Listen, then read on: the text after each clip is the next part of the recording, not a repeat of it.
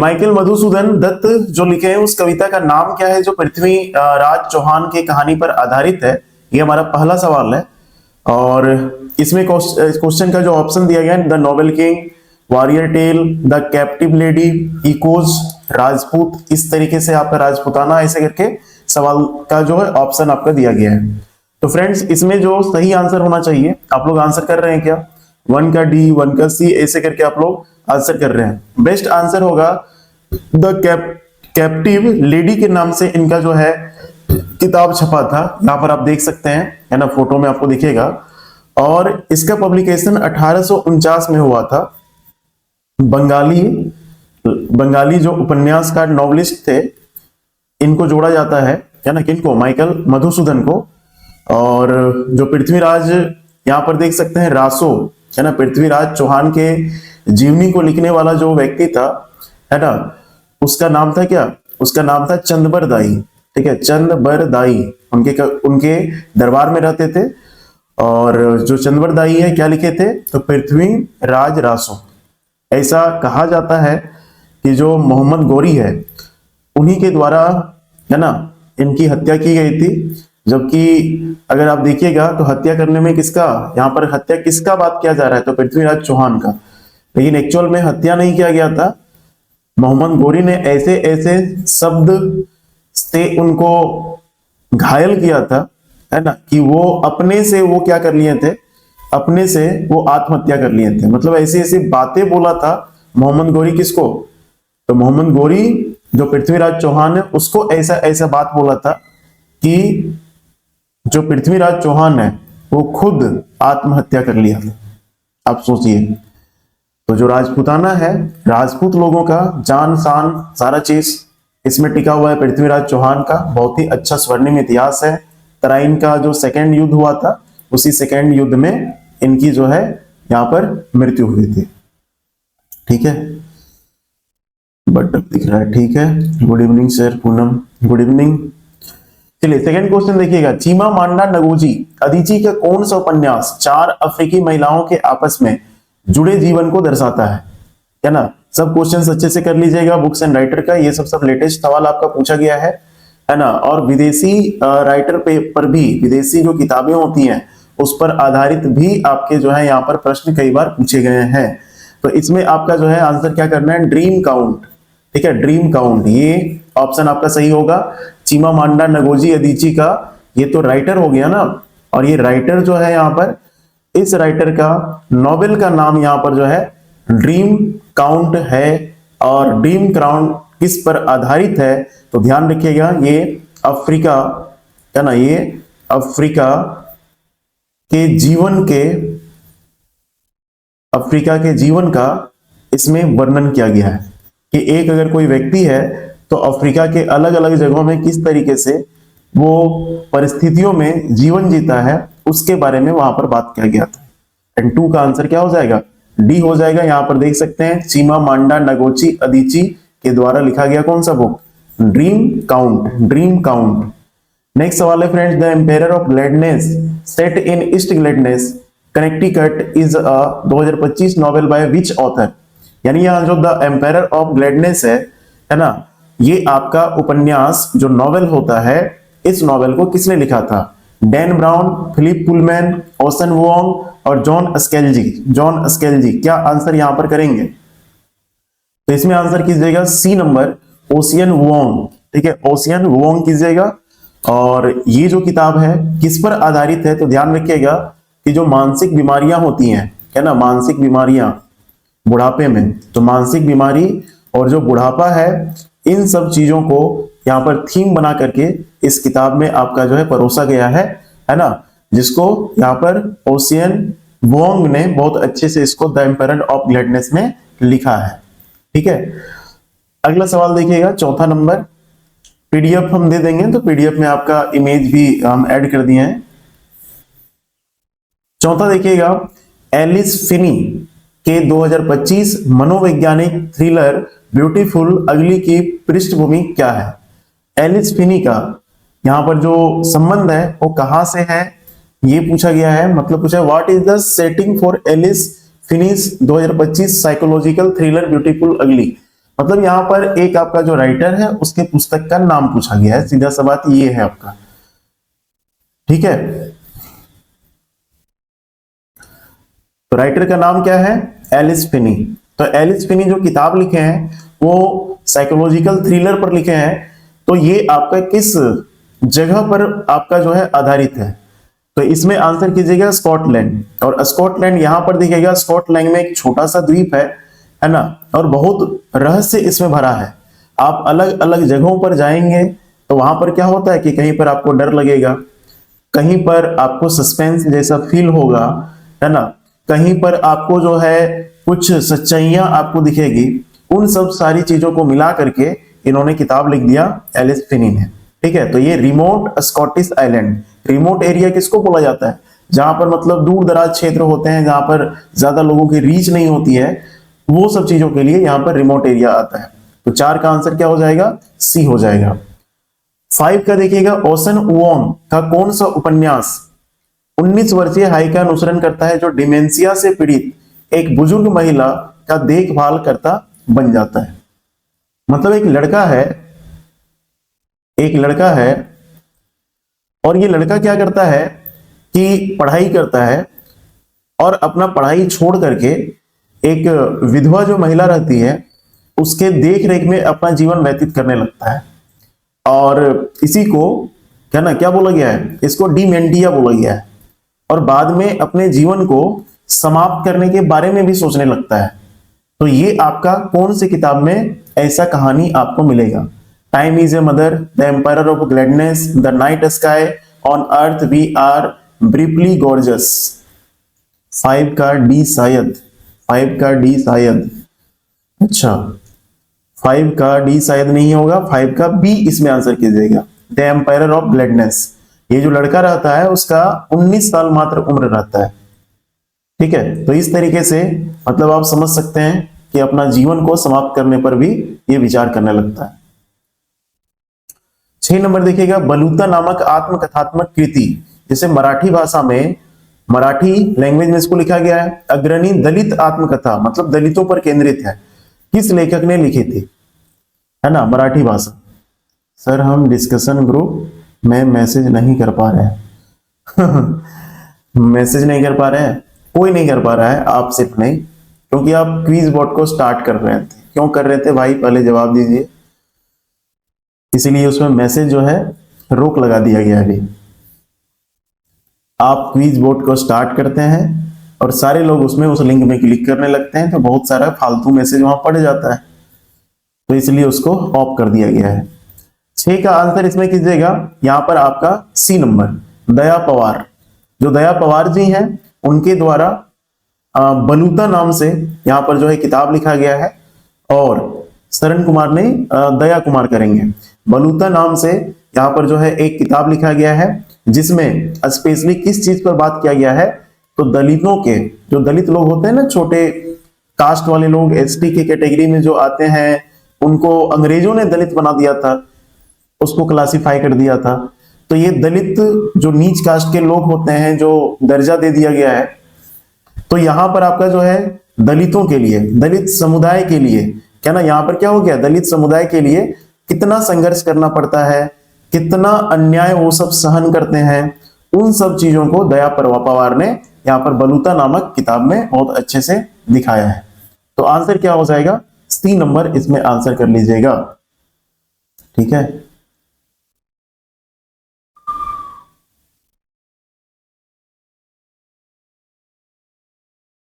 कोई बात नहीं, अभी सबके लिए ऑफ है, जब ऑन होगा तो सबको मौका मिल जाएगा। 7 नंबर, भारतीय अंग्रेजी साहित्य के सबसे प्रसिद्ध कवियों में से एक निसिम इजेकियल की पहली कविता संग्रह का शीर्षक क्या है? भारतीय अंग्रेजी साहित्य का बात किया जा रहा है, इंग्लिश लिटरेचर का बात किया जा रहा है, और पोएट्री कलेक्शन बाय निसिम इजेकियल, है ना, ये राइटर का नाम है।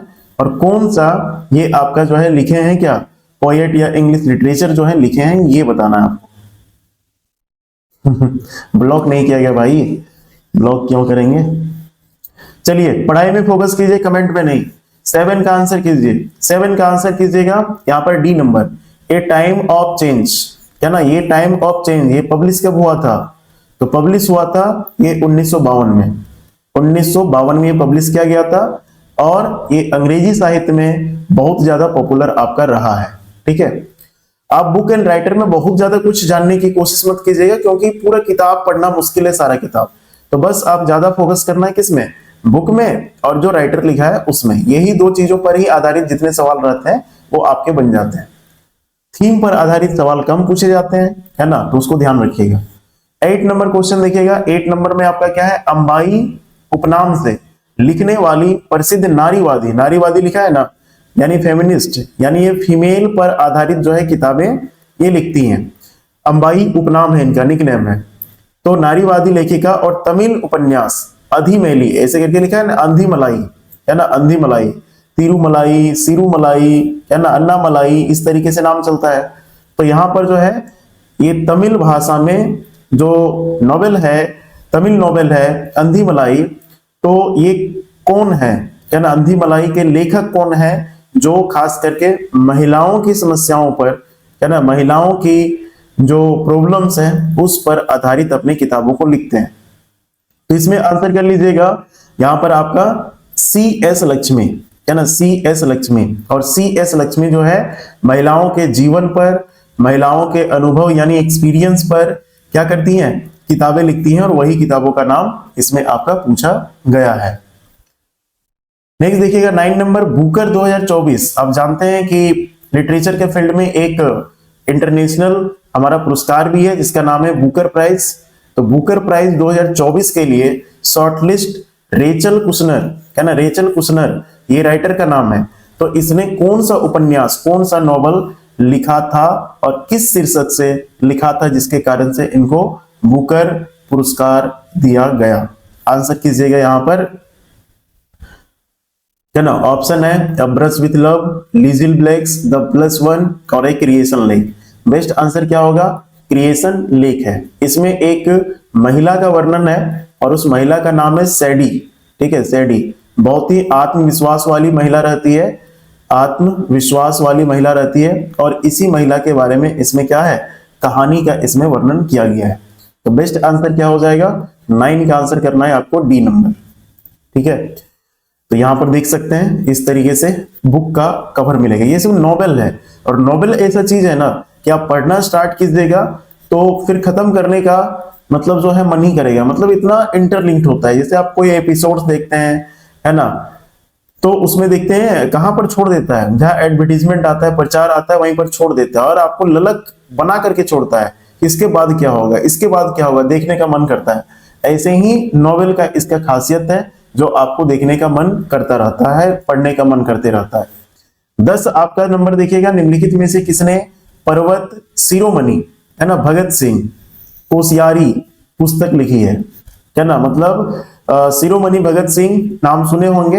ये कौन है, ये आपके रह चुके हैं महाराष्ट्र के, है ना, महाराष्ट्र के कौन रह चुके हैं, महाराष्ट्र के ये राज्यपाल रह चुके हैं। राज्यपाल कब रहे थे, तो राज्यपाल 2019 में रहे थे। ठीक है, ये आपके राजनेता भी हैं, ये आपके शिक्षक भी हैं, और ये आपका पत्रिका भी है, बिल्कुल सीरियल की तरह। मतलब क्या बोल सकते हैं, ये आपका राइटर मतलब लेखक भी रह चुके हैं। तो इन्हीं के जीवन पर आधारित एक किताब लिखा गया था, है ना, पर्वत शिरोमणि भगत सिंह कोश्यारी। तो ये पुस्तक किसने लिखा है, मदन मोहन सती, पीएस रमन, गोपीचंद पी हिंदुजा और अरुण शोरी। बेस्ट आंसर इसमें क्या करना है, मदन मोहन सती, मदन मोहन सती। तो 10 का आंसर ए कर लीजिएगा इसमें। विष्णु का आंसर सही है, मोनिका का आंसर सही है ना। चलिए ठीक है, आंसर आप लोग करते रहिए। सामंथा बेनिसिल का प्राक औपनिवेशिक फिलीपींस पर आधारित उपन्यास किस शीर्षक से है। फिलीपींस की राजधानी कहां पर है, फिलीपींस की राजधानी नाम सुनेंगे मनीला। तो इधर के इन जीवन पर आधारित कोई किताब आया है क्या, सामंथा बेनिसिल, देख रहे नाम सब विदेशी नाम है और सब पूछा गया क्वेश्चन है सब। तो सामंथा बेनिसिल ने कौन सा किताब लिखा है ये पूछा गया, black salt queen, the bamboo sword, the pearl driver और आइलैंड ऑफ द लॉस्ट, इसके नाम से आपका लिखा हुआ है। तो यहां पर बेस्ट आंसर करना है ब्लैक सॉल्ट क्वीन। जो ब्लैक सॉल्ट क्वीन है, ये जो फिलिपियन लोग होते हैं, फिलीपींस के रहने वाले जो लोग होते हैं, उनके जीवन पर आधारित है, उनके संस्कृति पर आधारित किताब ये जो है ये लिखा जा चुका है। ठीक है, तो बेस्ट आंसर ए इसमें कीजिएगा, 11 का ए एंड आंसर मोनिका का सबसे पहले आया है सही। 12 का आंसर देखिएगा, बेंजामिन नाथन्स की पुस्तक to the success of our hopeless causes किस विषय की खोज करती है? यानी राइटर का नाम क्या है? बेंजामिन नाथन्स, और पुस्तक का नाम क्या है? To the success of our hopeless cause. ये किस विषय की खोज करती है जिसके कारण से पुलित्जर अवार्ड से भी सम्मानित किया गया था? पिछले सेशन में हम लोग किए हैं, पुलित्जर अवार्ड किस फील्ड में दिया जाता है? तो ये पत्रकारिता यानी जर्नलिज्म के फील्ड में ये पुस्तक, ये आपका अवार्ड दिया जाता है। और इसका शीर्षक क्या है? शीर्षक का नाम पूछा गया है, तो इसमें आंसर कीजिएगा। इसमें क्या होगा? देख रहा है कुछ, rise of AI, environmental collapse, American health care crisis, Soviet dissent movement. बिल्कुल, सोवियत डिसेंट मूवमेंट से रिलेटेड है कि किस तरीके से पहले यूएसएसआर हुआ करता था और उससे आपका रसिया अलग हुआ था। इसमें बताया गया था कि किस तरीके से रसिया का जन्म हुआ और स्टालिन जो वहां के नेता थे उनका दबदबा वहां पर खत्म हुआ। ठीक है, इसमें बताया गया है। तो बेस्ट आंसर 12 का क्या होगा? डी आंसर इसमें करेक्ट कीजिएगा। चलिए चलिए आप लोग कमेंट बॉक्स में आंसर कीजिए, क्या ना। हर्षचरित, हर्षचरित के लेखक कौन है? हर्षचरित के लेखक कौन है? 13 नंबर देखिएगा, किस भारतीय अंग्रेजी कवि का पहला कविता संग्रह द स्ट्राइडर्स 1966 प्रकाशित हुआ, जिसे पोएट्री बुक अनुशंसा प्राप्त हुई है? ठीक है, मतलब आपका जो है द स्ट्राइडर्स जो किताब है 1966 में जो प्रकाशित हुई थी, इसके आपका जो है राइटर का नाम पूछा गया है, द स्ट्राइडर्स। हाँ जी, बताएंगे? तो द स्ट्राइडर्स के जो लेखक है उनका नाम है ए के रामानुजन। ए के रामानुजन, 13 का ए आंसर इसमें कीजिएगा। 14 का क्वेश्चन देखिएगा, 2025 में प्रकाशित सुजैन कॉलिंस का उपन्यास किस शीर्षक से है? यानी जो राइटर का नाम है उसका नाम है सुजैन कॉलिंस, और सुजैन कॉलिंस का जो नॉवेल है उस नॉवेल का शीर्षक क्या है? शीर्षक मतलब उसका हेडिंग क्या लिखा गया है? The Christmas, the crimson rivers, sunrise on the reaping, lion the professional और le grand bleu. Le grand bleu, क्या आंसर इसमें आपको मिलेगा? ऑप्शन देख रहे हैं, एग्जाम में पढ़ के नहीं जाएंगे तो सीधा आंसर है नहीं बनेगा। गौतम सी बोल रहे हैं, किसका बाबू? 12, 13, 14 ऐसे करके सीरियल नंबर लगा के बताइएगा। बान भट्ट। चलिए, पूनम का आंसर सही है, बान भट्ट आंसर होगा। 14 का आंसर इसमें कर लीजिएगा, यहां पर बोल सकते हैं आंसर होना चाहिए 14 का बी आंसर कीजिए, सनराइज ऑन द रिपिंग। और ये जो किताब है ये आपका मार्च 2025 में क्या ना इसको रिलीज किया गया था, और ये जो किताब है हंगर गेम्स पर आधारित है। हंगर गेम्स एक अलग नॉवेल है, इसी नॉवेल के आधार पर यहां पर जो है सनराइज ऑन द रिपिंग को बनाया गया है। इसके लेखक कौन है? Suzanne Collins. कॉलिन के नाम से पहले आपका डिक्शनरी भी आता था। 15 देखिएगा, बहराम जी, मरवान जी, मलाबरी की Indian news in English grab में कितनी कविताएं सम्मिलित हैं? ठीक है, यहां पर आपका लिखा है हाउ मेनी पोएम्स, नंबर पूछ लिया है। Included in Behram ji, Merwan ji, Malabari's the Indian, मतलब ये क्या नाम है? ये आपका राइटर का नाम है, और जो यहाँ पुस्तक का नाम है द इंडियन न्यूज है इन इंग्लिश ग्रैब, इस तरीके से आपका जो है पुस्तक का नाम है। तो इसमें टोटल कितने पोएम्स है? तो टोटल पोएम्स फ्रेंड्स याद रखिएगा 32 है इसमें टोटल पोएम्स। और ये आपका भारतीय परंपराओं को, ये जो किताब लिखा गया है उसमें भारतीय जो ट्रेडिशन है, कस्टम्स है, उन परंपराओं को इंग्लिश में पेश किया गया है। इंग्लिश में पेश करने के लिए जाना जाता है। तो 15 का आंसर कर लेना, आपको सी आंसर इसमें करना है।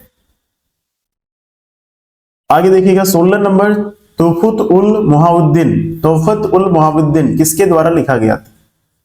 ये आपका पुराना क्वेश्चन है ना, और ये क्वेश्चन भी आपका आ चुका है। तो इसमें आपका आंसर करना है इसको, केशव का नाम है राम मोहन, सैयद अहमद और अक्षय कुमार दत्त। आंसर होगा राम मोहन रॉय। हम लोग पढ़े थे ना राजा राम मोहन रॉय, राजा राम मोहन रॉय।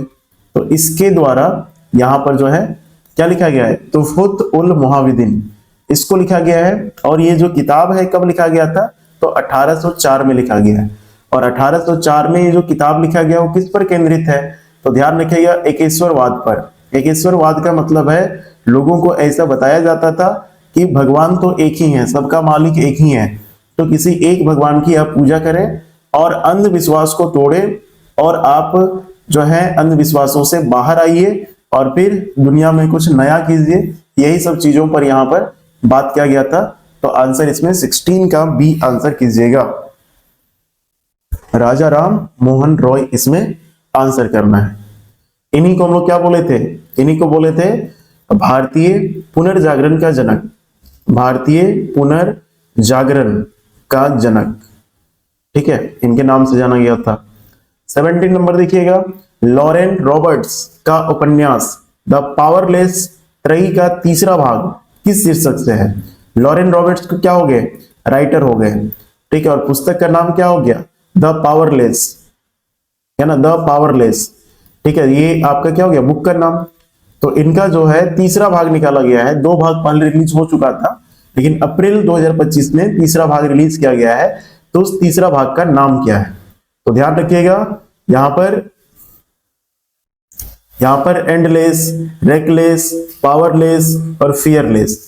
क्या आंसर कीजिएगा, तो इसमें तो आंसर दे ही दिया है, पावरलेस आंसर होगा। बेस्ट आंसर पावरलेस कीजिएगा।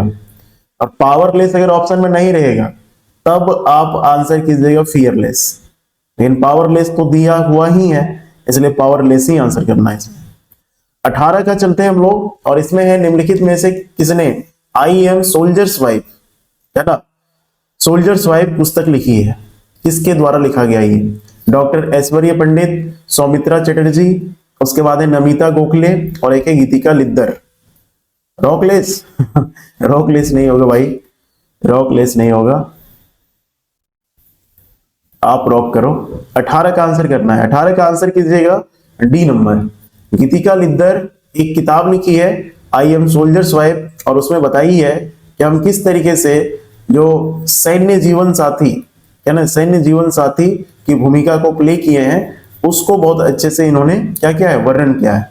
जैसे कोई आर्मी मैन है तो आर्मी मैन की जो वाइफ है वो कितने संघर्षों से जीती है ना, पति देव बाहर रहते हैं और ये आपका जो है किस तरीके से जीवन इनका चलता है, उन्हीं के बारे में लिखा गया है। तो आंसर है 18 का डी आंसर इसमें कीजिएगा। ठीक है, चलिए क्वेश्चन का आंसर कीजिए, आपको हम बोलते रहेंगे। Discovery of India, discovery of India इसके लेखक कौन है, डिस्कवरी ऑफ इंडिया के लेखक कौन है। अगला देखिए, who is the author of the 2025 novel dream count. Dream count जो है नोवेल, इसके लेखक कौन है, ऑथर का नाम डायरेक्ट है। अब देखिए मैक्सिमम सवाल किस पर आधारित है, लेखक पर ही आधारित है। तो लेखक का नाम इसमें आप शुरू से रटना मत स्टार्ट कीजिएगा। जब एग्जाम आपका कोई एग्जाम रहेगा ना, तो उस एग्जाम से 1 मंथ पहले, है ना, जो साल भर के आपके इंपॉर्टेंट बुक्स एंड राइटर्स होते हैं उसके किताबों को पढ़ लेना है। अब ये सब भी हम ला रहे हैं धीरे धीरे करके, है ना। तो अभी बस अभी प्रैक्टिस क्लास आपका चल रहा है, लेकिन अभी 1-2 क्लास के बाद में धीरे धीरे करके हम थ्योरी क्लास भी जल्द लाने वाले हैं। तो आप तैयार रहिएगा और टॉपिक वाइज आपका करवाया जाएगा, ताकि आराम से रिकॉर्डेड रहे, आप जितना बार देखना चाहें आराम से आप देखते रहे, है ना। तो वो आपके लिए एक अच्छा सा हेल्प हो जाएगा ऑनलाइन के माध्यम से। 2025 के उपन्यास ड्रीम काउंट के लेखक कौन है, क्या नाम लिखा है, चिमामांडा नगोची अदिसी, डैन ब्राउन, ओशियन ब्लोक और एक है फिलिपी पुलमैन, फिलिपी पुलमैन। क्या आंसर इसमें कीजिएगा, तो बेस्ट आंसर इसमें है चिमामांडा नगोची अदिची, यही है, यही लिखे हैं ये किताब, चाचा नेहरू। बिल्कुल सही आंसर है, जवाहरलाल नेहरू, नेहरू, विष्णु, अनुराधा, सारे लोग आंसर सही किए हैं। ठीक है, तो ये आंसर इसमें कीजिएगा। ये कहाँ की रहने वाली है, ये नाइजीरियन, है ना, नॉवलिस्ट है, नाइजीरियन, नाइजीरिया की ये रहने वाली है। हेयर स्टाइल देख रहे हैं कितना सुंदर है, पिंटू ऐसा ही हेयर स्टाइल बनाएगा। किस लेखक ने हेल्ड उपन्यास लिखा है, उपन्यास यानी नोवेल, हेल्ड उपन्यास किसने लिखा है, जो बुकर 2024 के लिए शॉर्टलिस्ट हुआ है, यानी बुकर जो प्राइज है वो प्राइज के लिए शॉर्टलिस्ट है। एक चीज ध्यान रखिएगा कि जो अभी के समय में जो बुक एंड राइटर का सवाल पूछा जा रहा है ये पुराना नहीं पूछा जा रहा है, ये सारा का सारा नया राइटर का नाम पूछा जा रहा है। हाँ, ऐसा नाम तो कभी याद नहीं रहता है, इसलिए ये सब चीज करंट का चीज है और करंट के चीजों को एग्जाम से 1-2 दिन पहले आपको रिवाइज करके जाना पड़ेगा, तभी आपके दिमाग में रहेगा। शुरू से बिल्कुल भी नहीं पढ़ना है, शुरू से बिल्कुल भी नहीं पढ़ना है। करंट अफेयर लास्ट 1 मंथ में पढ़ना चाहिए। फटाफट टॉपिक वाइज रिवीजन कीजिए और जाके एग्जाम में बैठ जाइए। ये सब शुरू से याद भी नहीं रहेगा, ये सच्चाई है। इसमें एनी माइकल्स, जेके रोलिंग, रिक रियोर्डन और सरा जे मेस, इस तरीके से आपका नाम है, तो इसमें आंसर कीजिएगा एनी मिकेल्स। एनी मिकेल्स, एनी मिकेल्स इसमें आपका जो है हेल्ड उपन्यास लिखे हैं और ये कहाँ के राइटर हैं, तो ये आपका कनाडा के राइटर है, कैनेडियन राइटर है ये। 21 देखिएगा, जॉन ग्रीन की गैर काल्पनिक पुस्तक मार्च 2025 किस बीमारी के इतिहास और प्रभाव पर चर्चा करती है? जॉन ग्रीक, ठीक है, जॉन ग्रीन लिखा हुआ है, ये आपका क्या है, राइटर का नाम है। और ये जो राइटर है वो राइटर किस किताब मतलब एक किताब लिखे है, वही लिखा है हिस्ट्री ऑफ द इम्पैक्ट, किस बीमारी के बारे में वो किताब लिखे हैं? मलेरिया, क्षय रोग, हैजा, इन्फ्लुएंजा। क्या आंसर होगा? ट्यूबरक्लोसिस इसमें आंसर होगा। ट्यूबरक्लोसिस एक बैक्टीरियल डिजीज है जो आपका माइकोबैक्टीरियम ट्यूबरक्लोसिस के द्वारा, क्या ना, ये आपका फैलता है और हमारे जो श्वसन तंत्र है, फेफड़ा है, उसको खराब करने लगता है। ठीक है, तो ये आपका जो है माइकोबैक्टीरियम ट्यूबरक्लोसिस से रिलेटेड बीमारी, ट्यूबरक्लोसिस ही आंसर यहां पर करना है। 21 का बी आंसर होगा। देख सकते हैं जॉन ग्रीन के द्वारा ये किताब लिखा गया है ना, यहाँ पर, और ट्यूबरक्लोसिस से रिलेटेड है। 22 नंबर देखिएगा, निम्नलिखित में से किसने ब्रेकिंग रॉक्स एंड बैरियर पुस्तक लिखी है? ब्रेकिंग रॉक्स एंड बैरियर पुस्तक को लिखने वाला व्यक्ति का नाम बताना है।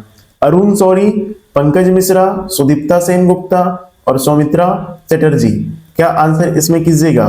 तो यहां पर सी आंसर कीजिएगा, सुदीप्ता सेनगुप्ता। जो सुदीप्ता सेनगुप्ता है वो किसके बारे में लिखी है? तो ये खास करके जो माउंटेन क्लाइंबिंग होता है, पर्वतारोहण होता है ना, माउंटेन क्लाइंबिंग, तो पर्वतारोहण के बारे में ये लिखी हुई है कि क्या क्या कठिनाइयां, क्या क्या चुनौतियां आती है, और जीवन भर हम लोग को, क्या ना, कुछ ना कुछ सीखना चाहिए, है ना, लर्निंग प्रोसेस जारी रहना चाहिए। इन दोनों चीजों के बारे में सुदीप्ता सेनगुप्ता ने इस ब्रेकिंग रॉक्स एंड बैरियर के बारे में यहां पर लिख डाला है। एंड आंसर इज सी। 22 का आंसर करेंगे सी। विष्णु, मोनिका, आंसर आप सही करते जा रहे हैं, आगे बढ़िएगा।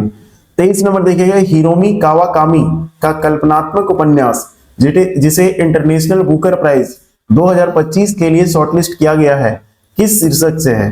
यानी हिरोमी कावाकामी क्या है, राइटर का नाम है, और उपन्यास का नाम जो है यहाँ पर पूछा गया है, जिसको हम लोग बुकर प्राइज के लिए शॉर्टलिस्ट करवा दिए हैं, है ना। तो यहाँ पर बुक का नाम क्या होगा? 23 का आंसर यहाँ पर क्या होगा? 23 का आंसर पढ़िए एक बार। तो इसमें आपका जो है under the eye of the big bird, the Nakano thrift shop, a strange weather in Tokyo, the 10 lovers of Nishino. Answer करना है, आंसर करेंगे ए, इसमें आंसर होगा under the eye of the big bird. इस किताब में इस चीज का वर्णन किया गया है कि किस तरीके से अभी ह्यूमैनिटी, क्या ना, ह्यूमैनिटी जिसको मानवता कहा जाता है, ये कैसे धीरे धीरे समाप्त हो रहा है ना, मानवता धीरे धीरे खत्म होते जा रहा है, इसके बारे में यहाँ पर बताया गया है। हम लोगों में दया का भाव खत्म हो रहा है, आदमी आदमी को पहचान नहीं रहा है, इस तरीके की चीजों को यहाँ पर दर्शाया गया है। 23 का ए में ये बताया गया है। 24 नंबर देखिएगा, 1961 में एक पब्लिश हुई थी हमारी उपन्यास नॉवेल जिसका नाम है अटिया हुसैन, है ना। तो ये विभाजन के प्रभाव को एक सामंती परिवार पर दर्शाता है। मतलब जो देश का विभाजन होता है, देश का विभाजन, पार्टीशन जब हो जाता है, जैसे इंडिया का भी पार्टीशन हुआ था, हिंदुस्तान पाकिस्तान बन गया था, तो उसके बाद क्या इम्पैक्ट पड़ता है लोगों के मतलब लाइफ पर, उस पर आधारित कौन सा यहाँ पर बात है। Ice candy man, sunlight on the broken column, clear light of the day और मिडनाइट चिल्ड्रन। क्या आंसर इसमें कीजिएगा? तो इसमें आंसर कीजिएगा 24 का C, sunlight on the broken column. इसमें बताया गया है कि किस तरीके से एक मुस्लिम परिवार को, है ना, जब देश टूट जाता है, जब पार्टीशन हो जाता है, तो उसके बाद कितनी कठिनाइयों से गुजरना पड़ता है, इसके बारे में बताया गया है। तो सी इसमें करेक्ट आंसर कर लीजिएगा। 25 फ्रेंड्स देखिएगा, इसमें आपको मिल रहा है छौंक on food economics and society. पुस्तक किसने लिखा है?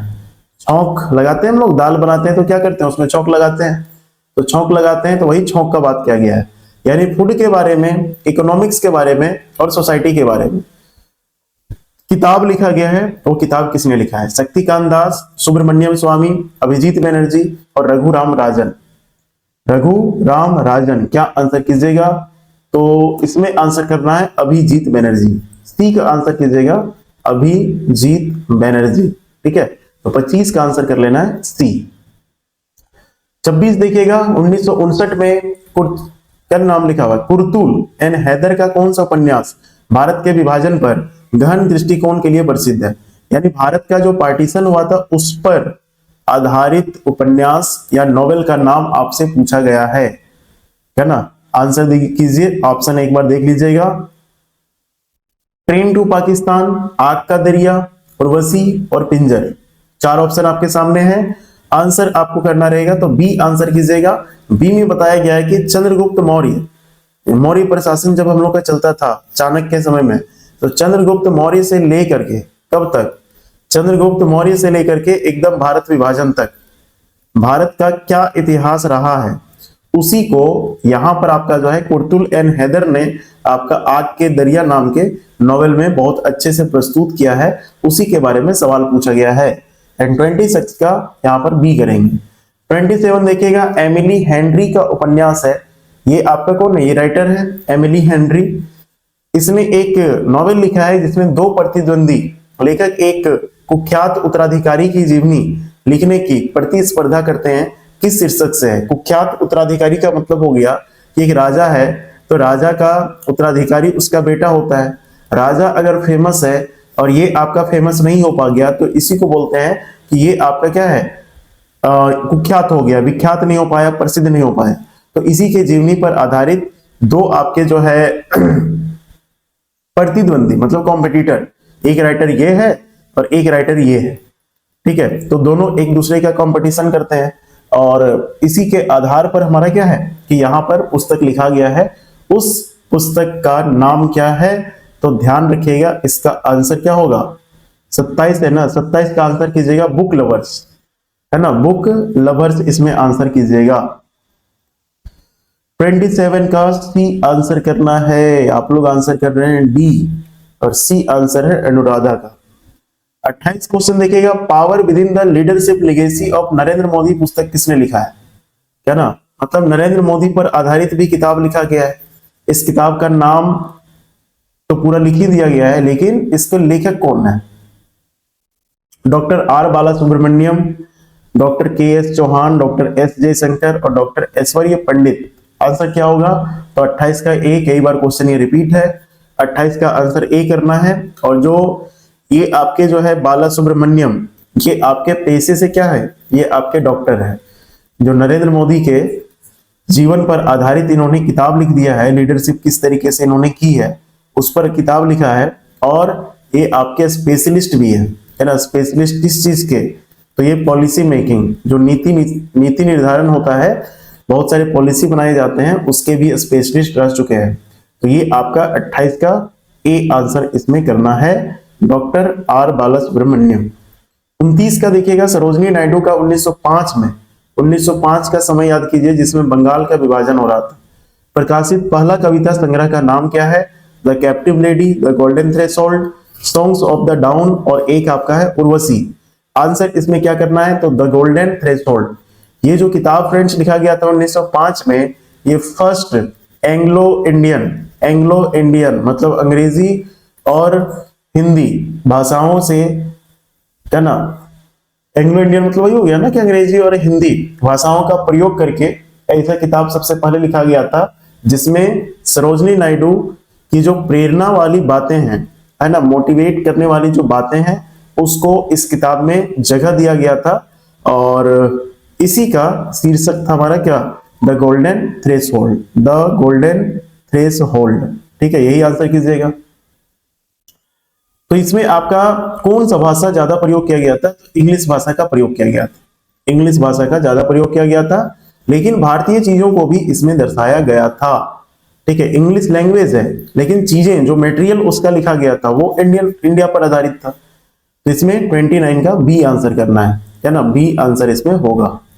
नेक्स्ट आपका देखिएगा 30, आज का अंतिम सवाल, और ये हमारा है योको ओगावा का उपन्यास माइनाज मैच बॉक्स, है ना, मीनाज, है ना, मीना का मैच बॉक्स, मीना के माचिस की डिब्बी, अंग्रेजी में अनुवाद होकर के अगस्त 2024 में प्रकाशित हुआ। उपन्यास की मूल भाषा क्या थी? यानी यहां पर आपका देखिए योको ओगावा जो लिखा है ये आपका क्या है, ये लेखक का नाम है, और जो इनका उपन्यास है, उपन्यास मतलब वही जो नॉवेल है, उनका नाम है मीना का मैच बॉक्स। तो ये जो मैच बॉक्स है वो आपका अभी अंग्रेजी में लिखा गया है, अंग्रेजी 2024 में लिख दिया गया है, लेकिन जब इसको लॉन्च किया गया था, कब लॉन्च आपका 2006 में किया गया था, तो उस समय ये किस भाषा में लिखा गया था? तो ध्यान रखिएगा ये जापानी भाषा में लिखा गया था। विष्णु आंसर सही कर रहे हैं, जापानीज होगा। ठीक है, 30 का ए आंसर करेंगे, मोनिका का भी आंसर सही है, अनुराधा, गौतम, सबका आंसर चाइनीज, चाइनीज थोड़ा अलग हो गया। ठीक है, इसमें जापानीज आंसर करना है। ठीक है, तो आज आपको हम 30 सवाल किए। एनटीपीसी 2025 में आपके टोटल 32 सवाल आए थे बुक्स एंड राइटर्स, तो 32 सवाल में 30 आपको हम साथ साथ कवर करवा दिए हैं। 2 सवाल जो आगे आपका है, ये दोनों सवाल को आप कमेंट बॉक्स में आंसर कीजिएगा लाइव क्लास ऑफ होने के बाद। ठीक है, तो इतना ही आज हम लोग करेंगे, और फिर आगे हम लोग का इसी तरीके से टॉपिक वाइज अभी इंपॉर्टेंट टॉपिक पर प्रैक्टिस जारी रहेगा। और आने वाले समय में याद रखिएगा कि थ्योरी वाइज भी वीडियो आएगा, एकदम सब्जेक्ट वाइज, है ना, सब्जेक्ट वाइज चैप्टर वाइज भी वीडियो आएगा, है ना। तो उसके लिए आप तैयार रहें, है ना, और मेहनत करते रहें। अभी धीरे धीरे करके सब ट्रायल वगैरह सब कुछ हो चुका है, तो अब धीरे धीरे करके कंटेंट पर काम हो रहा है। जल्दी अब ऑनलाइन भी सारा चीज मटेरियल आएगा, क्योंकि उससे लोगों को बहुत अच्छा हेल्प मिलता है। बहुत सारे लोग बोले भी हैं, है ना, कि ऑनलाइन रहने से हम लोग बार बार रिवाइज कर पाएंगे। तो अब इसकी परंपरा जारी रहेगी, हमारे पास में अब उतने रिसोर्सेस आ गए हैं। चलिए आज की क्लास यहीं पर रैप अप करते हैं। सभी का बहुत बहुत धन्यवाद, शुभ रात्रि, अपना ख्याल रखें और मोटिवेटेड रहें और पढ़ाई करें। ठीक है, चलिए धन्यवाद।